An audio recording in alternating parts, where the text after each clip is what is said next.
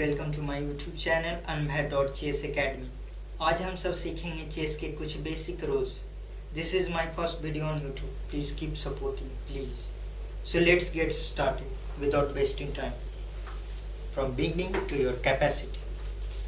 सबसे पहले हम लोग चेस बोर्ड के बारे में जानेंगे। चेस बोर्ड में कुल 64 यानी 64 स्क्वायर्स होते हैं। 8 into 8 इक्वल टू 64 स्क्वायर्स, जिसमें से 32 डिवाइड होते हैं डार्क स्क्वायर और लाइट स्क्वायर के बीच में। 32 डार्क स्क्वायर होते हैं और 32 लाइट स्क्वायर होते हैं।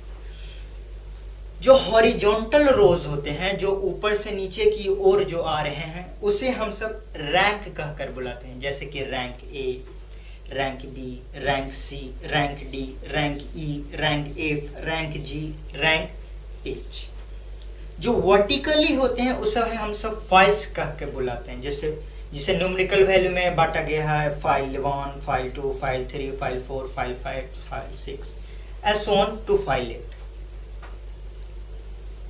इसे डायगोनल कहते हैं।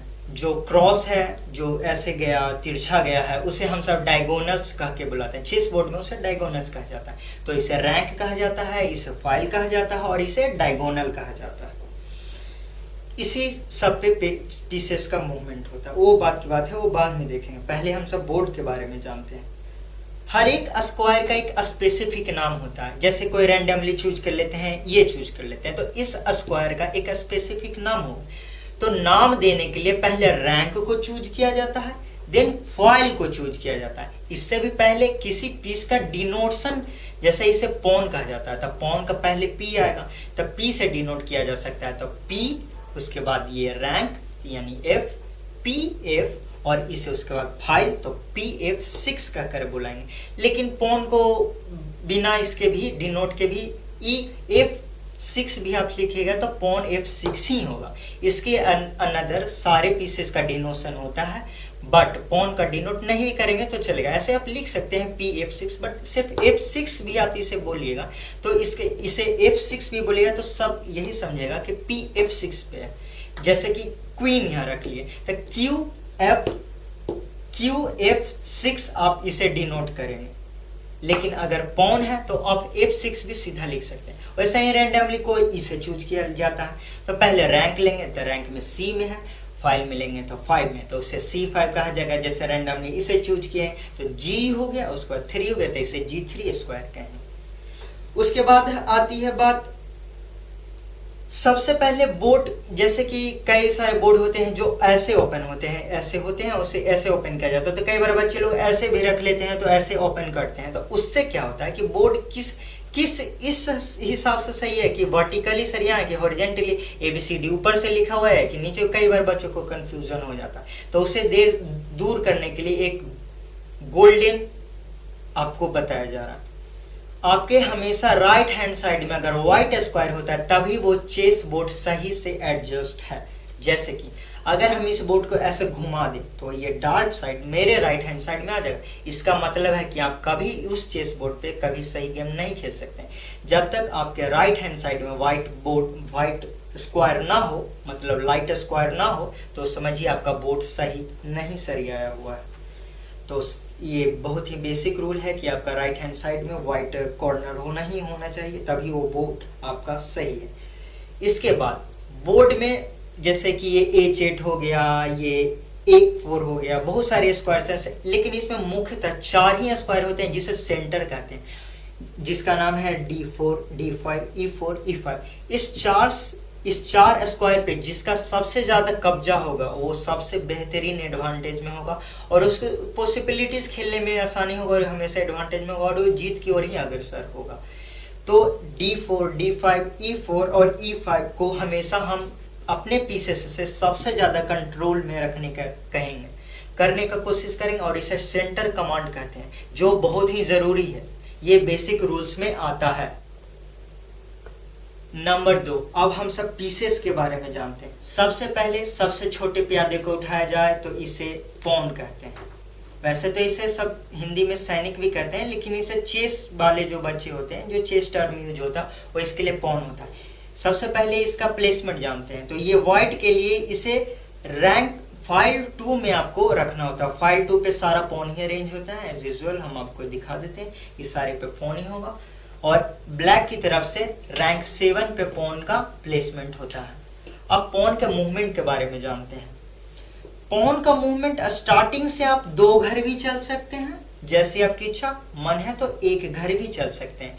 लेकिन जब आप 2 घर चल दिए उसके बाद आपको एक घर ही जाना होगा, एक ही घर जाना होगा। और शुरू में सिर्फ आप डबल चल सकते हैं, ये नहीं कि एक बार डबल यहाँ चले उसके बाद डबल चल दिया, नहीं। आपको स्टार्टिंग में ही एक ऑफर दिया जाता है कि आप इसे 2 घर चल सकते हैं, उसके बाद एक ही चलना होगा। या मन है तो आपका एक कोटी ही चला जा सकता है, एक घर ही, आपको एक स्क्वायर ही कवर करना। सेम एज यूजुअल ब्लैक के साथ भी यही है। इसे मारने का तरीका होता है कि जैसे कि आप E4 चले, इनका पॉन मान लीजिए यहाँ है और ये E5 चलते हैं। अब मान लीजिए हम 2 घर D का पॉन चलते हैं तो D4 पे चलते हैं, तो ये चलने पर मारता ये तिरछा है, डायगोनली कट करता है, डायगोनली इंटरसेक्ट करता है। तो ये पॉन है जो इसे मार सकता है, सामने ये नहीं मारता, ये तिरछा मारता है। तो हम सब कह सकते हैं E टेक्स मतलब इनटू E टेक्स D4। इसे लिखने का एक तरीका हो गया कि ये ब्लैक का पॉन E का पॉन E5 इंटू D4, यानी ED4 भी लिखा जा सकता है इसे टेक्स्ट। इसके मूवमेंट के बारे में जान गए। अब कुछ एडिशनल पॉइंट पॉन के बारे में मैं बताता हूं आपको।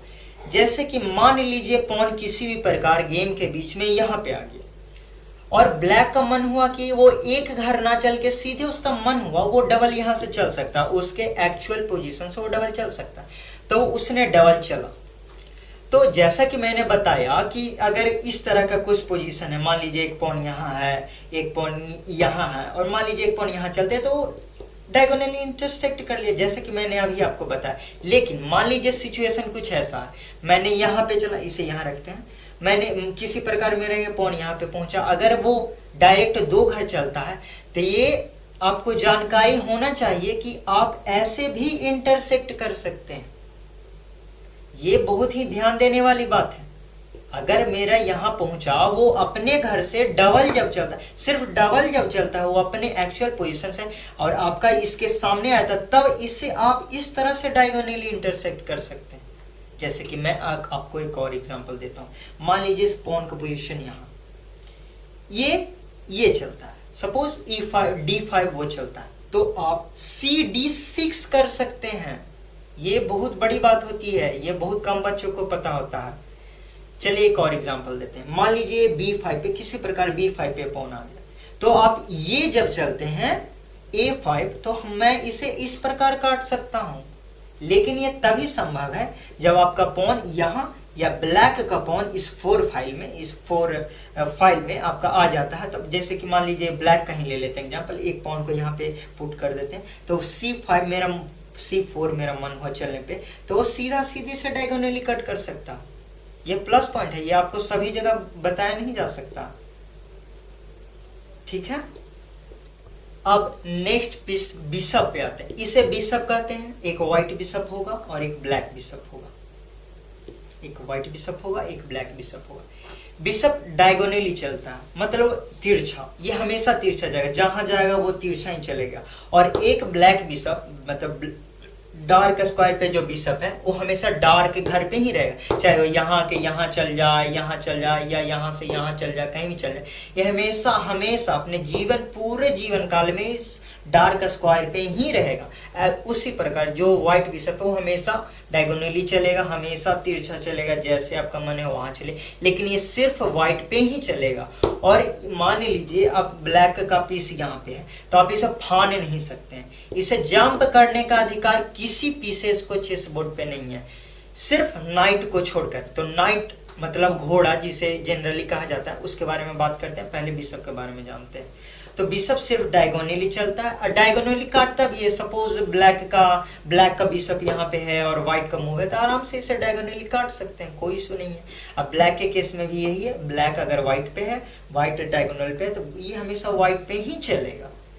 अब नाइट की बात करते हैं। नाइट एक मोस्ट पावरफुल पीसेस में से एक होता है, कभी कभी तो बहुत ज्यादा खतरनाक हो जाता है। और नाइट एक बार में एक घर पे खुद है और देखिए कितने घर पे कैप्चर करता है। ये ढाई चलता है। इसके सामने से डबल लेना है, जैसे कि एक स्क्वायर इसके सामने हो गया, एक स्क्वायर, दो स्क्वायर, और एक राइट या लेफ्ट में ले लेना है ढाई, इसे ढाई कहते हैं। मतलब ये हमेशा ढाई चलता है, मतलब 1 2 ढाई यहाँ चल सकता है, 1 2 ढाई यहाँ चल सकता है। उसी प्रकार इसके सामने से 1 2 ढाई यहाँ चल सकता है, 1 2 ढाई यहाँ चल सकता है। उसी प्रकार गिनते हैं कि कितने जगह चल सकता है। पहला 1 2 ढाई, ढाई 2 जगह यहाँ चलेगा, 2 जगह यहाँ चलेगा, 2 जगह यहाँ चलेगा, 2 जगह यहाँ चलेगा। मतलब एक नाइट एक बार में 8 घर को कैप्चर करेगा, 8 घर को कैप्चर करेगा और एक खुद होल्ड करके रखेगा। और इसके पास, इस मात्र पीस के पास पूरे चेस बोर्ड में अधिकार है कि वो किसी भी पीसेस को फांद सकता है। जैसे सपोज इसके सामने ये है, तो क्या हम काउंट नहीं करेंगे? नहीं, हम करेंगे। ये फांद सकता है, ये जंप कर सकता है। तो 1 2 ढाई अब भी ये यहाँ चलेगा। लेकिन मान लीजिए बिशप की बात करते हैं, तो बिशप मान लीजिए यहाँ है, अब बिशप का मूव है, हमको यहीं पे चलना, इधर ही कोई चलना, तो ये नहीं फांद सकता। लेकिन नाइट 1 2 ढाई आराम से फांद सकता है। ये नाइट का एडवांटेज है। एज यूजुअल जो ब्लैक है, सेम ब्लैक पीसेस के साथ भी है, नाइट ब्लैक का नाइट भी यही काम करेगा। अब हम सब रुख की तरफ बढ़ते हैं। इसे जनरली सब हाथी कहकर बुलाते हैं, जिसे चेस लैंग्वेज में इसे रुख कहा जाता है। ROO के रुख। रुख सिर्फ वर्टिकली, हॉरिजॉन्टली यही 2 मूव चलता है। ये यहाँ जाएगा, ये ब्लैक डार्क और लाइट दोनों स्क्वायर को कैप्चर करेगा। ये वर्टिकली भी चलेगा, हॉरिजॉन्टली भी चलेगा। वर्टिकली हॉरिजॉन्टली जहां जाएगा, वर्टिकली हॉरिजॉन्टली कहीं भी कैप्चर कर सकता। और इसे भी अधिकार नहीं कि किसी पीस को फान के ऊपर से चला जाए, इसके रहते ये नहीं जा सकता। ये फानने का, सिर्फ जंप करने का अधिकार सिर्फ नाइट को है। तो ये डायगोनली चलता है, हॉरिजॉन्टली और वर्टिकली चलता है, और हॉरिजॉन्टली वर्टिकली कट भी करता है। जैसे कि मान लीजिए यहाँ है, तो यहाँ क्या आप इसे आराम से काट सकते हैं। सिर्फ ये प्लस में चलता है, सिर्फ कहीं भी प्लस बना लीजिए, वो इसका घर होगा चलने का। अब आते हैं the most powerful piece in chess game, queen, जिसे रानी कहते हैं जनरली लोग हिंदी में, अपने लोकल लैंग्वेज में। चेस के लोग इसे क्वीन कहते हैं, QUEEN। इसका डिनोटेशन वर्ड Q होता है, कैपिटल Q। और नाइट का कैपिटल के, रोक का कैपिटल R, बिशप का कैपिटल B, और किंग का कैपिटल के। और पॉन का डिनोशन ही नहीं होता, वो नहीं भी P लिखेगा तब भी वो उसका मतलब पॉन ही होता है। ये जो क्वीन है, ये 2 पीसेस का मेल है। पहला बिशप उठाते हैं और उसके बाद रोक उठाते हैं। ये दोनों को आप इक्वल कर दें तो आपका क्वीन बन जाएगा। कैसे, मैं आपको बताता हूँ। क्वीन प्लस में तो चलेगा ही, मतलब वर्टिकली तो ये चलेगा ही, मतलब प्लस वर्टिकली हॉरिजॉन्टली तो दोनों चलेगा ही। साथ में ये डायगोनली भी चल सकता है। मतलब मान लीजिए इस क्वीन का यहाँ पे प्लेसमेंट है, तो ये वर्टिकली चला, यहाँ पूरा गया, मान लीजिए यहाँ है तो वर्टिकली पूरा गया। उसके बाद ये हॉरिजॉन्टली यहाँ से जा सकता है। इसके साथ ये डायगोनली भी जा सकता है, मतलब ये इस तरह से भी चल सकता है। और अगर कोई पीस मान लीजिए यहाँ है, किसी ब्लैक का पॉन यहाँ है, एक यहाँ है, एक यहाँ है, तो ये इसे भी काटने की क्षमता रखता है, ये इसे भी काटने की क्षमता रखता है, और यहाँ पे पहुंचकर इसे डायगोनली काटने का भी क्षमता रखता है। लेकिन इसका भी एक रिस्ट्रिक्शन है, ये कभी भी मान लीजिए इस क्वीन को यहाँ पे पहुंचना, पर ये जंप नहीं कर सकता। जैसे कि मैंने आपको पहले बताया, जंप करने का अधिकार सिर्फ और सिर्फ नाइट को है। KNIGHT डिनोशन word capital K। तो ये नाइट ही इसे फांद सकता। अगर ये नाइट होता तो 1 2 ढाई चल सकता था, पर क्वीन नहीं चलेगा, कोई गोटी नहीं फांद सकता, सिर्फ नाइट के अलावा। अब आते हैं किंग पे। मेन सबसे ये इसका सिंपल सा लॉजिक है। किंग डिनोशन वर्ड कैपिटल के, और ये सिर्फ अपने बगल वाले घर में चलता और बगल वाले घर को काटता है। सिंपल सा रूल। जैसे कि ये कितने घर में चल सकता है, 1 2 3 4 5 6 7 8, और एक 9वां पे खुद है। जहां है वहां से सिर्फ बगल वाले एक घर, बस इसका इतना ही चलने की क्षमता। और यही तो गेम का राजा है। अगर इसे आपने चेकमेट कर दिया तो आप गेम जीत गए।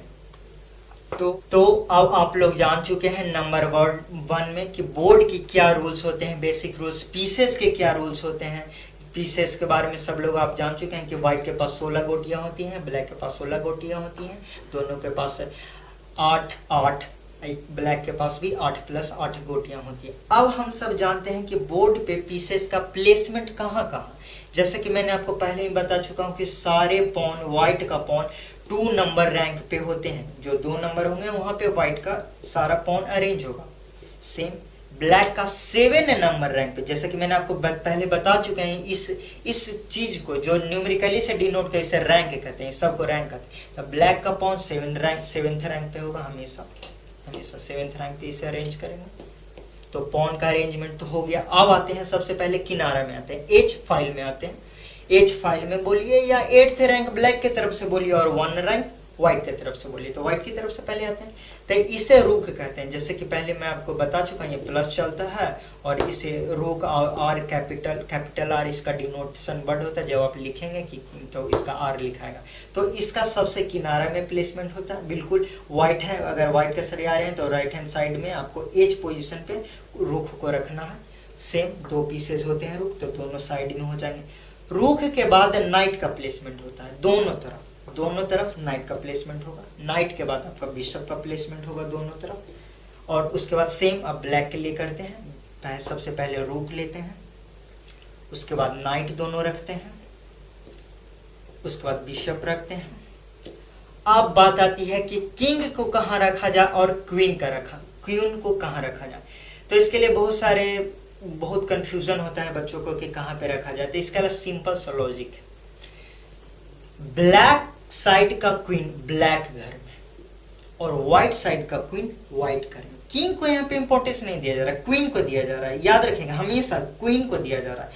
व्हाइट का क्वीन, जैसे कि आपको हटा देते हैं दिखने के लिए सुविधा होगी, व्हाइट का क्वीन हमेशा व्हाइट घर में होगा, मतलब डी फाइल पे होगा, डी नंबर फाइल पे, यहाँ पे डी लिखा हुआ है, डी नंबर फाइल पे आपको यहाँ पे रखा जाएगा, ठीक है। और ब्लैक का क्वीन हमेशा डी नंबर फाइल पे ही होगा, आमने सामने होगा दोनों। अब ब्लैक का क्वीन हमेशा ब्लैक पे होगा। अब आप किंग आराम से रख सकते हैं, किंग के लिए कुछ नहीं है, एक लास्ट घर बचा हुआ उसे रख। व्हाइट का क्वीन व्हाइट पे, ब्लैक का क्वीन ब्लैक पे, यही प्लेसमेंट होता है। अब आपका चेस बोर्ड रेडी है और आप पूरी तरह से अरेंज करने में बेसिक रूल में सक्षम। आप लोग अब जान चुके हैं कि बोर्ड का क्या होता है, लिखा आप किसी डायगोनल को कैसे आप बता सकते हैं, किसी पीस को कहाँ सरिया सकते हैं, कि हर पीस का मूवमेंट आपको बता दिया गया है, हर पीस का आपको प्लेसमेंट बता दिया गया है। तो अब आप पूरी तरह से सबसे बेसिक जो चेस के कुछ नियम कानून होते हैं वो आप जान चुके हैं। और एक बात मैं हमेशा करना चाहता हूँ कि ये हमेशा आप याद रखें कि जो कड़ी मेहनत करते हैं उन्हीं का किस्मत साथ देता। मतलब ये नहीं कि हम चेस खेल रहे हैं, हम हार गए तो मेरा किस्मत खराब था, नहीं। जो कड़ी मेहनत करेगा उन्हीं का किस्मत हमेशा साथ देगा। I find that the harder I work the more luck I seems to have, ये थॉमस जेफरसन के द्वारा कहा गया था, जो बहुत अनमोल वचन था। मैं इसे अप्रिशिएट करता हूँ, बहुत बेहतरीन। मतलब आप अगर मेहनत करते हैं तभी आपकी किस्मत साथ देगी। अगर वीडियो पसंद आए तो लाइक, शेयर एंड सब्सक्राइब करें, और कोई क्वेश्चन हो तो कमेंट जरूर करें, मैं उसका रिप्लाई जरूर करूंगा। My next video uploaded soon.